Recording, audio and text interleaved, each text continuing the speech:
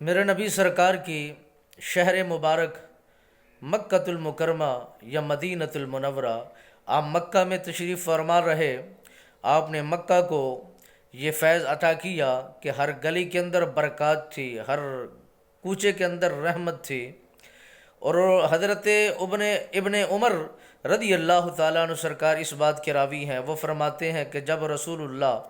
صلی اللہ علیہ وبارک وسلم سرکار کی ذات ببرکات مکہ کو چھوڑ کر مدینہ المنورہ کے سرزمین کی طرف رواں ہوئے تو ہر چیز کے اندر اندھیرا چھا گیا، مکہ کی گلیوں میں اندھیرا رہ گیا، مکہ کی گلیوں کے اندر اجالے ختم ہو گئے، اور مکہ کی گلیوں کے اندر لوگوں میں جو برکات اور اخلاص ملتا تھا وہ میری نبی کی بدولت ملا کرتا تھا۔ جب آپ وہاں سے ہجرت فرما کے مدینۃ المنورہ کی سرزمین کی طرف رواں دواں ہوئے تو وہاں پر لوگوں نے اپنے آپ کو خوش پایا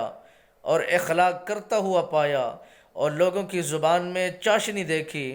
لوگوں کے تاثرات بہتر نظر آئے۔ میرے آقا نامدار صلی اللہ علیہ وسلم سرکار نے فرمایا، جو بندہ مومن میرے شہر مدینہ میں تشریف لے آتا ہے اور اس کا خالص ارادہ میرے روضے پاک کی زیارت ہوتی ہے، تو میرے نبی لجپال سرکار نے فرمایا ہماری ذمہ داری ہے، ہم اس بات کا ذمہ لیتے ہیں